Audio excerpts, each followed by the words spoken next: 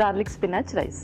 Wow, so garlic spinach rice మంచి combination. యాక్చువల్గా నిజంగానే ఆకుకూరలు ఎక్కువగా తినరు చాలామంది, అండ్ పిల్లలైతే అసలు మొత్తానికి అవాయిడ్ చేస్తారు. ఇలా ఏదో ఒక రకంగా మనం హైడ్ చేసి ఇచ్చేస్తే మాత్రం పర్ఫెక్ట్గా ఉంటుంది. సో రైస్ ప్రిపేర్ చేసుకుందామా? ఓకే, ఇంగ్రీడియంట్స్ తెచ్చేస్తాను. Okay okay, last ingredients తెచ్చేసాను.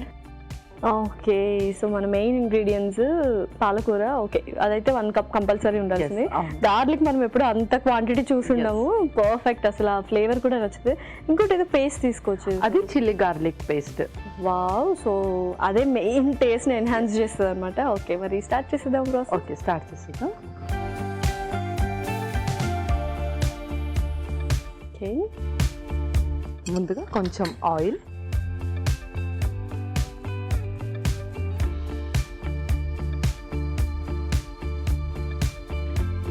కొంచెం జీలకర్ర, ఓకే,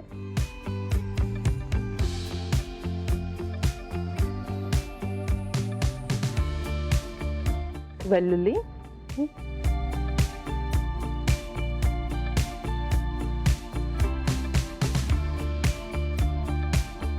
ఓకే, ఆ తర్వాత ఉల్లిపాయ ముక్కలు,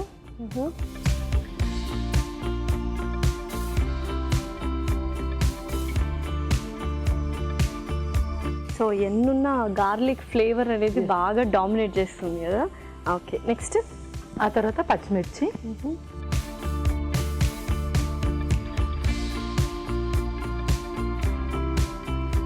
ఓకే, నెక్స్ట్ పాలకూర,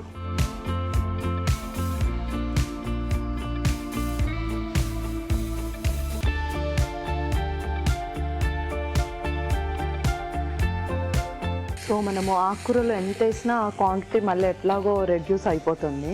సో కొంచెం ఎక్కువగానే వేసుకోవడం, ఎక్కువగానే వేసుకోవడం. అండ్ ఇలాంటి కర్రీస్ చేసేటప్పుడు ఇంకేదైనా వెజిటబుల్ యాడ్ చేసుకోవడం చాలా మంచిది. అండ్ చాలా మందికి డౌట్స్ ఏంటంటే ఇప్పుడు ఎలా కుక్ చేసుకోవాలి గ్రీన్ లీఫీ వెజిటబుల్స్, ఆర్ ఇలా కుక్ చేసుకొని తీసుకోవడం బెటర్ లేకపోతే జ్యూసెస్గా తీసుకుంటున్నారు ఇప్పుడు చాలా మంది. సో ఏది బెటర్ అంటారు?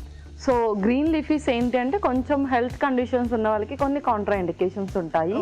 మోస్ట్లీ ఎవరైతే బ్లడ్ థిన్నర్స్ యూస్ చేస్తారో టాబ్లెట్స్ వాళ్ళు కంప్లీట్గా అవాయిడ్ చేయాలి. అండ్ పొటాషియం ఎవరికైతే ఎక్కువగా ఫ్లక్చువేట్ అవుతూ ఉంటుందో అంటే హైపర్ కలమియా ఉంటుందో వాళ్ళు లీచింగ్ ప్రాసెస్ చేసి తీసుకోవాలి. వాళ్ళు జ్యూసెస్ అలా ఏం తీసుకోకూడదు.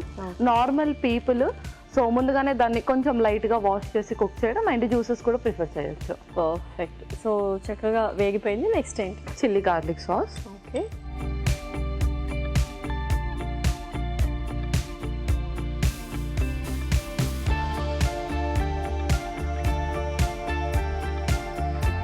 ఓకే, సో నెక్స్ట్ ఇంకా మనం కొంచెం సాల్ట్ కూడా యాడ్ చేసేద్దాం. ఓకే,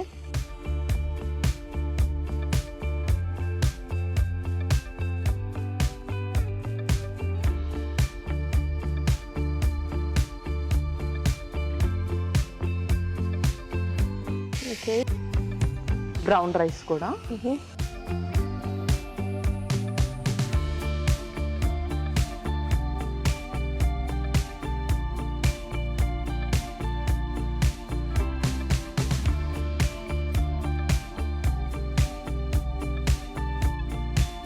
సో చక్కగా ఆకుకూర ఫ్రై అండ్ పిక్కల్ వేసుకున్నట్టు టేస్ట్ వస్తుందేమో అనుకుంటున్నాను ఆల్మోస్ట్.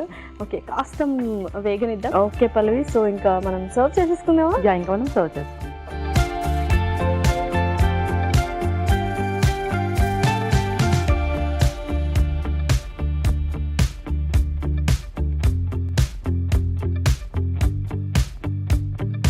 సో కొంచెం గార్నిష్ చేసుకుందాం దీంతో, కొత్తిమీరతో. Okay, last garlic spinach rice ready. Tasty garlic spinach rice ready. మరి కావాల్సిన పదార్థాలు అలాగే తయారు చేసుకునే విధానం మరొకసారి చూసేద్దాం.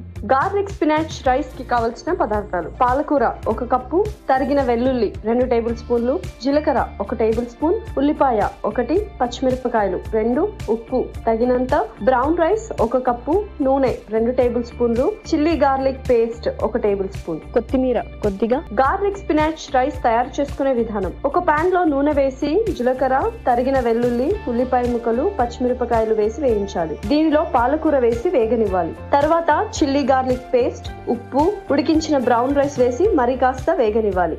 ఆపై సర్వింగ్ ప్లేట్ లోకి తీసుకొని కొత్తిమీరతో గార్నిష్ చేసి సర్వ్ చేసుకుంటే ఎంతో రుచికరమైన గార్లిక్ స్పినాచ్ రైస్ రెడీ.